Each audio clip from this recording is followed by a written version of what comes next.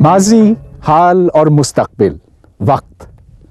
वक्त से है सिलसिलाए रोज़ो शब, और वक्त से तहजीबों का उरूज व ज़वाल होता है। वक्त से हुकूमतें आती हैं और जाती हैं, लोग पैदा होते हैं और फिर मर जाते हैं। जो मर चुके हैं उन्हें शायद वक्त का एहसास नहीं, लेकिन हम जो ज़िंदा हैं और शऊर रखते हैं, ये जानते हैं कि वक्त गुज़र रहा है। आज के प्रोग्राम में हम साइंस की रोशनी में वक्त की हकीकत समझना चाहेंगे। ये कोई आसान काम नहीं होगा, इसलिए कि हमारी रोज़मर्रा की ज़िंदगी और हमारे तजर्बात हमारे जहनों के ऊपर वक्त का एक ख़ास तस्वुर नक्श करते हैं। बज़ाहिर वक्त एक दरिया है, लेकिन ऐसा दरिया जिसकी ना शुरुआत है और ना ही इख्तिताम। ये एक ही समत में बहता है। हालात व वाक़यात उसके ऊपर तैरते हुए मुस्तकबिल से आते हैं, एक पल ठहरते हैं और माजी में पहुंचकर नजरों से ओझल हो जाते हैं। लेकिन वक्त का दरिया पानी का दरिया तो नहीं। फिर ये किस चीज का दरिया है? क्या इसके भी कोई मुस्तकिल और साकिन किनारे हैं? वक्त के दरिया को हम शऊरी तौर पर महसूस करते हैं। खुशी के लम्हात पलक झपकने में गुजर जाते हैं, लेकिन गम की शामें लंबी होती हैं। लम्हे सदियों पर मुहित हो जाते हैं। हम वक्त कैसे नाप सकते हैं? ये कैसे जान सकते हैं कि तेजी से गुजर रहा है कि आहिस्ता? अब कोई से दो वाकयात लें, मसलन एक ये और दूसरा ये। इनके दरमियान जो फासला या जो दौरानिया है उसे हम वक्त कहते हैं। और अगर ये वाकयात मुसलसल होते रहे तो इससे हमें वक्त नापने का एक तरीक़ा मिलता है। जो आला वक्त नापता है उसे हम घड़ी कहते हैं, और घड़ियाँ तरह तरह की होती हैं, सादा भी पेचीदा भी। एक बहुत सादा मिसाल मेरी अपनी नब्ज़ है। अगर मैं इसके ऊपर हाथ रखूं तो मैं जान सकता हूं कि कितना वक्त गुजरा है अंदाज़न। लेकिन ये कोई बहुत अच्छी घड़ी नहीं है, क्योंकि जब मैं दौड़ता हूं तो ये तेज़ी से चलती है और जब मैं सोता हूं तो ये बहुत आहिस्ता चलती है। एक मिसाली घड़ी या आइडियल क्लॉक वो है जिसके ऊपर माहौल का कोई असर नहीं होता। एक बहुत बेहतर घड़ी ये पेंडुलम है, जिसके झूलने का दौरानिया आज से एक हफ्ते बाद और एक साल के बाद भी ऐसा ही रहेगा। लेकिन गर्मी या सर्दी पड़ने से इसमें मामूली सा फर्क आ जाता है। चुनाचे ये कोई मिसाली घड़ी नहीं, इससे बेहतर घड़ी जमीन खुद है। इसकी अपने मदार में गर्दिश एक ऐसा तसलसल है जो लाखों सदियों से जारी है और लाखों सदियों तक जारी रहेगा। जमीन अपना एक चक्कर 24 घंटों में मुकम्मल करती है, लेकिन इसकी रफ्तार भी हमेशा एक सी नहीं रहती। तकरीबन 714 सदियों में ये एक सेकंड सुस्त हो जाती है। ये फर्क इतना मामूली है कि हम आज भी जमीन को एक बेहतरीन घड़ी कह सकते हैं। एटमी घड़ी एक जदीद इजाद है। इसमें किसी मॉलिक्यूल के अंदर एटम निहायत पाबंदी के साथ हरकत करते हैं और ये गर्मी या सर्दी, कशिश शकल या किसी भी तरह के बैरूनी अवामिल से बेनियाज हैं। अगर ये घड़ी उस वक्त शुरू की जाती जब जमीन बनी थी, गोया के 4 अरब साल पहले, तो इसमें सिर्फ आज 1 सेकंड का फर्क होता। ये सारी घड़ियां हमें सिर्फ एक ही सिमत चलती हुई दिखाई देती हैं, यानी आगे की तरफ। और बज़ाहिर हालात और वाक़यात की भी सिर्फ एक ही तरतीब मुमकिन नज़र आती है। मिसाल के तौर पर कोई बच्चा पैदा होता है, फिर बड़ा होता है, जब मर जाता है तो फिर उसको कब्र में दफना दिया जाता। हमने ये तो कभी नहीं देखा कि कब्र में से कोई बूढ़ा निकला हो, फिर जवान बन गया हो और फिर बिलाखिर बचपन की तरफ गया हो। अब इसी तरह अगर हम अपने इर्द गिर्द के माहौल में देखें, मिसाल के तौर पर ये लकड़ी जिसको आग लगी हुई है, इसके एटम और मॉलिक्यूल फिजा में बिखर रहे हैं। हमने ये भी कभी नहीं देखा कि ये एटम और मॉलिक्यूल खुद ब खुद जमा हुए हों और उनसे फिर एक लकड़ी बन गई हो। तो बज़ाहिर वक्त की एक ख़ास सिमत है यानी आगे की तरफ। इसकी बेशुमार मिसालें हैं। मसलन वक्त बढ़ने के साथ साथ स्याही खुरदरे कागज पर फैल जाती है और इसके मॉलिक्यूल मुंतशिर हो जाते हैं। इसको खुद ब खुद सिकुड़ते हुए कभी नहीं देखा गया। जब एक गुब्बारे को फुलाने के बाद नलकी खोली जाती है तो उससे हवा तेजी से खारिज होने लगती है, लेकिन यह कभी नहीं हुआ कि एक खाली गुब्बारे में हवा खुद ब खुद भरती जाए। ऐसी मिसालों से हम जान सकते हैं कि एक फिल्म सही चलाई गई है या उल्टे रुख में।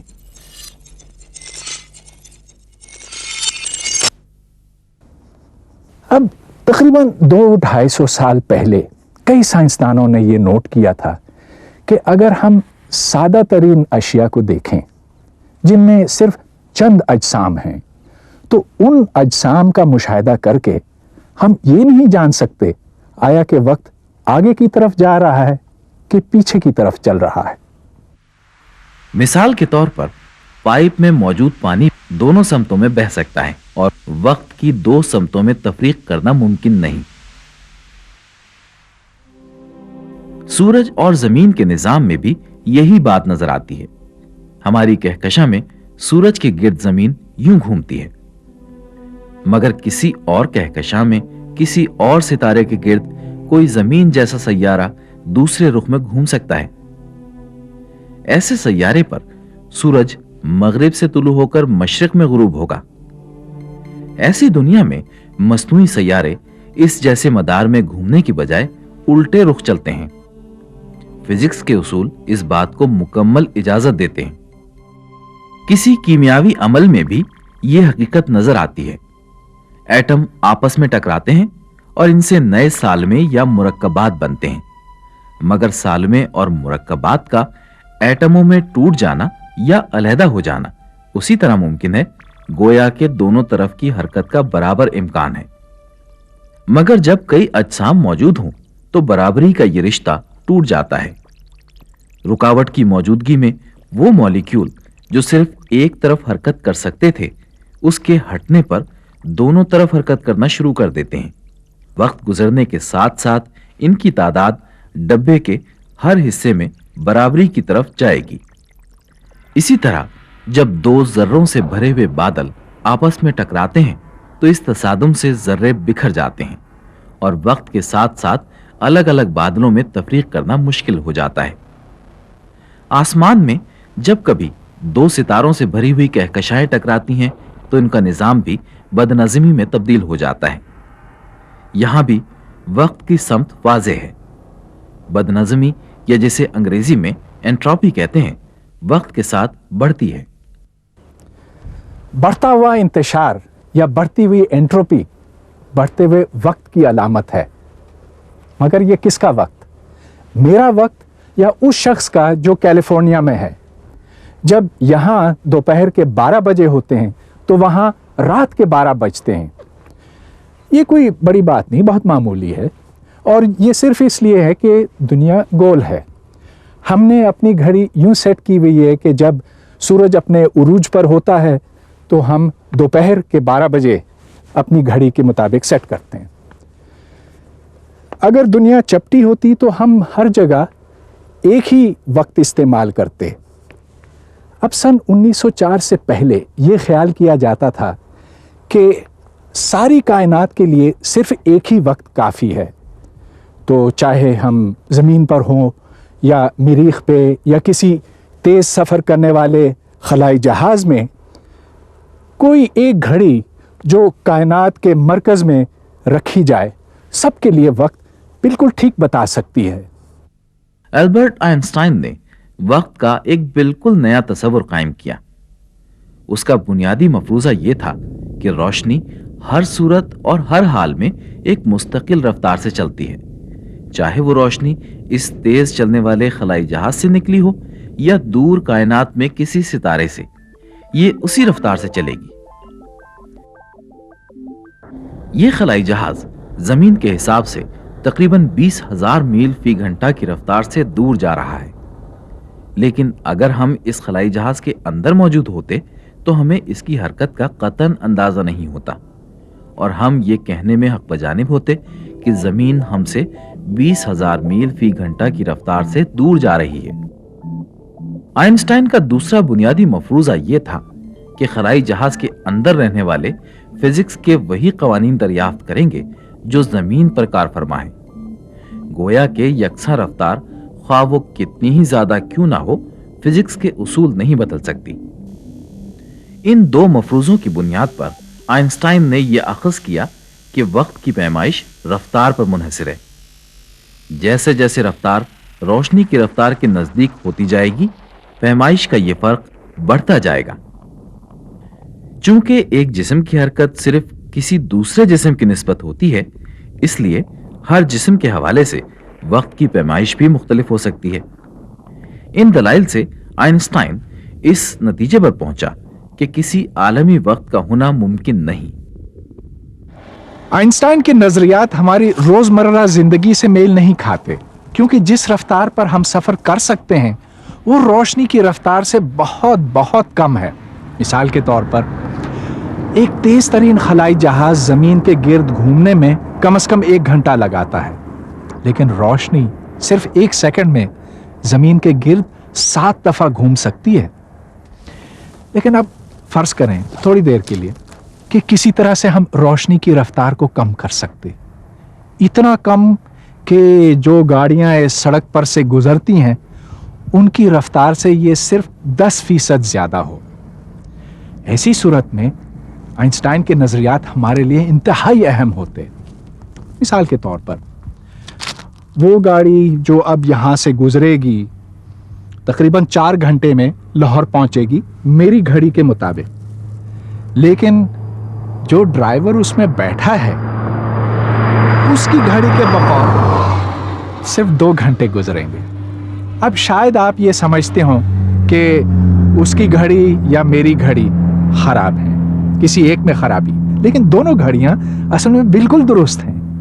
حقیقت یہ ہے کہ جو گھڑی تیز رفتار کے ساتھ حرکت کرتی ہے سست چلتی ہے۔ یہ 2 ایک جیسی گھڑیاں ہیں جن میں روشنی کے ذرے 2 آئینوں کے درمیان حرکت کرتے ہیں۔ پھر کسی ایک کو ٹرین میں رکھا جاتا ہے۔ جیسے جیسے ٹرین کی رفتار بڑھتی جاتی ہے ویسے ویسے پٹری کے ساتھ کھڑے ہوئے لوگوں کے بقول گھڑی سست سے سست تر ہوتی جاتی ہے۔ وقت ان 2 جڑواں بھائیوں کے ساتھ ایک عجیب کھیل کھیلے گا۔ ایک دن اچانک ایک خلائی جہاز آسمان میں نمودار ہوتا ہے اور بچوں کو خلائی سفر کی دعوت ملتی ہے۔ ایک بھائی جہاز پر سوار ہوتا ہے اور دوسرا زمین پر اس کی واپسی کا انتظار کرتا ہے۔ خلائی جہاز کی رفتار اتنی زیادہ ہے کہ وہ روشنی کی رفتار سے کچھ ہی کم ہے۔ پھر بھی خلا کی سیر میں سال کے سال گزر جاتے ہیں اور سفر کرنے والا بچہ جوانی کو پہنچتا ہے۔ وہ اپنے زمین پر بسنے والے بھائی سے ملنے کا بہت مشتاق ہے۔ آخر واپسی کا سفر شروع ہوتا ہے۔ ستاروں اور کہکشاؤں کو پیچھے چھوڑ کر وہ بالآخر زمین پر پہنچتا ہے۔ خلا کے تیز رفتار سفر نے ایک ایسا فرق پیدا کیا جو اب کبھی نہیں مٹ سکے گا، جس کے باعث اب اس کا بھائی اس کی طرح نہیں رہا۔ وہ اپنی جوانی گزار کر کب سے بوڑھا ہو چکا ہے۔ کسی جڑواں بھائی کو سفر پر روانہ کرنا آج ممکن نہیں، لیکن تیز چلنے والے ذروں کے لیے بھی وقت آہستہ گزرتا ہے۔ بعض ذروں کی زندگی بہت مختصر ہوتی ہے، لیکن جب یہ تجربہ گاہوں میں تیز حرکت کرائے جاتے ہیں تو ان کی زندگی کئی 100 یا کئی 1000 گنا بڑھ جاتی ہے۔ اس کا مشاہدہ بار بار کیا گیا ہے اور یہ اس بات کا عملی ثبوت ہے کہ وقت کا دریا ہر جگہ ایک جیسا نہیں بہتا۔ اسپیس یا لمبائی ناپنے کے لیے ہم فٹا استعمال کرتے ہیں، جبکہ وقت کے لیے ہم گھڑی استعمال کرتے ہیں۔ لیکن آئنسٹائن نے تقریباً 100 سال پہلے یہ ثابت کیا کہ دراصل یہ دونوں ایک ہی جیسی چیزیں ہیں، یعنی اسپیس اور ٹائم کو ملا کر اس نے ایک نیا لفظ ایجاد کیا، اسپیس ٹائم۔ آئنسٹائن نے یہ بھی ثابت کیا کہ کسی بھاری جسم کی موجودگی میں اسپیس ٹائم میں خم آ جاتا ہے، یہ خمدار ہو جاتا. اب یہ سمجھانا کوئی آسان کام نہیں ہے، لیکن ایک مثال میں آپ کو دیتا ہوں. یہ گلاس ہے، اب جو ہی میں چارپائی پہ بیٹھا تو اس میں خم پیدا ہوا، اور اب یہ گلاس اس کی طرف لڑکتا ہوا آتا ہے، اس ڈھلوان پر لڑکتا ہے. اسی طرح آسمان میں جب کوئی بھاری جسم، کوئی ستارہ موجود ہوتا ہے تو اس کے ارد گرد اسپیس ٹائم خمدار ہو جاتا ہے، اور جو دوسرے اجسام اس کے نزدیک ہیں، جو دوسرا مادہ اس کے نزدیک ہیں، وہ اس کی طرف کشش محسوس کرتے ہیں. اس کشش کو کشش ثقل یا گریوٹی کہتے ہیں. سیدھی لکیر پر سفر کرنے والی روشنی بھی ایک ستارے کے نزدیک خمدار اسپیس ٹائم کی موجودگی میں اپنا راستہ بدل دیتی ہے. اس کو سائنسدانوں نے اب بہت اچھی طرح سے دیکھا ہے اور سمجھا ہے. اسپیس ٹائم کے خمدار ہونے کا ایک اور اثر یہ ہے کہ کسی بھاری فلکی جسم سے دور ایک گھڑی نارمل رفتار سے چلتی ہے، لیکن جوں جوں وہ اس جسم کے نزدیک پہنچتی ہے تو وہ سست چلنے لگتی ہے. گویا کہ بھاری اجسام بھی وقت کے دریا کو آہستہ کر دیتے ہیں. بعض فلکی اجسام جو بلیک ہولز کہلاتے ہیں بہت بھاری اور چھوٹے ہوتے ہیں. یہ ان ستاروں سے بنے جو اپنا سارا ایندھن ختم کر چکے اور اب اپنی آخری آرام گاہ تک پہنچے ہیں. جب کسی بلیک ہول کی سطح سے روشنی کا ایک ذرہ نکلتا ہے تو گریویٹی کی بے انتہا شدت اسے سیدھی لکیر میں سفر نہیں کرنے دیتی. یہ شدت اتنی زیادہ بھی ہو سکتی ہے کہ روشنی اس کے اندر قید ہو کر رہ جائے. بلیک ہولز کے نزدیک جانے سے وقت کا بہاؤ سست سے سست ہوتا جاتا ہے، یہاں تک کہ اگر ان کے کافی نزدیک پہنچا جائے تو وقت مکمل طور پر ٹھہر جاتا ہے. ان کے نزدیک آج اسپیس ٹائم کی وہ کیفیت ہے جو 15 ارب سال پہلے نوزائیدہ کائنات میں ہوتی تھی. ایسے بلیک ہولز آسمان میں کئی جگہ نظر آتے ہیں.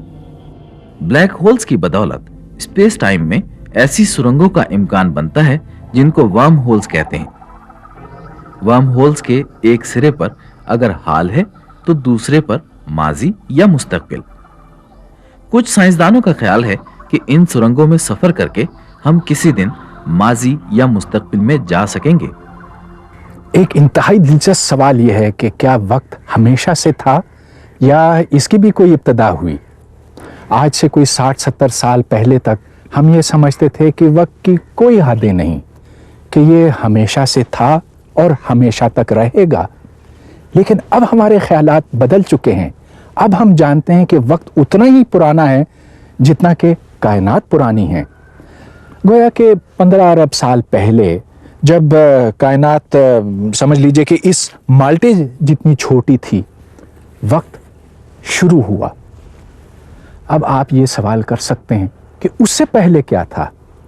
جس کا جواب یہ ہے کہ اس سے پہلے اسپیس ٹائم وجود نہیں رکھتا تھا، لہٰذا وقت کا کوئی سائنسی تصور بھی نہیں تھا. کھلے آسمان میں ہمیں ہر طرف مادہ بکھرا ہوا دکھائی دیتا ہے. چاند اور سورج کے بعد پھر ہماری کہکشاں.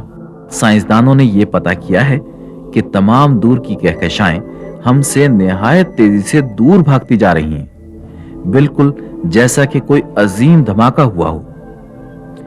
ایسے مشاہدات کی بنیاد پر سائنسدان کائنات کی شروعات کے بارے میں ایک مخصوص نظریہ تک پہنچے ہیں، جس کے بقول تقریباً 15 ارب سال پہلے ایک عظیم دھماکے یا بگ بینگ سے کائنات کی ابتدا ہوئی.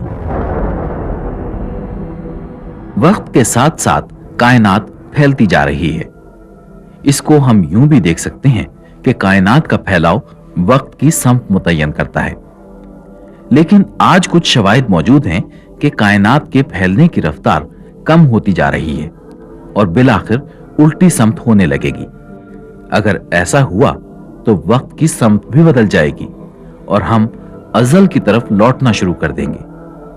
فی الوقت ہم نہیں جانتے کہ ایسا ہوگا یا نہیں. آپ جانتے ہیں کہ وقت کے ساتھ ہر چیز بدلتی ہے، یہاں تک کہ کائنات میں جو سورج اور ستارے ہیں یہ بھی کسی دن بجھ جائیں گے. لیکن اب سوال یہ ہے کہ کیا فزکس کے قوانین وہ فطرت کے قوانین جو کائنات کو چلاتے ہیں، کیا ان کی شکل و صورت آج وہی ہے جو اربوں سال پہلے کائنات کی پیدائش کے وقت تھیں؟ ایک اور بہت دلچسپ سوال، کیا وقت کے ایٹم ہوتے ہیں؟ اب دیکھیے، جب میں کسی سیب یا پتھر کو توڑتا چلا جاتا ہوں تو بالآخر تقسیم در تقسیم کے عمل سے میں اس کے ایٹم یا سب سے چھوٹی اکائی تک پہنچتا ہوں۔ تو اگر ہم 1 سیکنڈ کا دورانیہ لیں اور اس کو تقسیم در تقسیم کرتے چلے جائیں تو کیا بالآخر ہم وقت کی چھوٹی سی چھوٹی اکائی تک پہنچیں گے؟ آج ہم ان سوالات کا جواب نہیں دے سکتے، لیکن یقیناً وقت کی حقیقت تو وقت ہی بتائے گا۔ خدا حافظ۔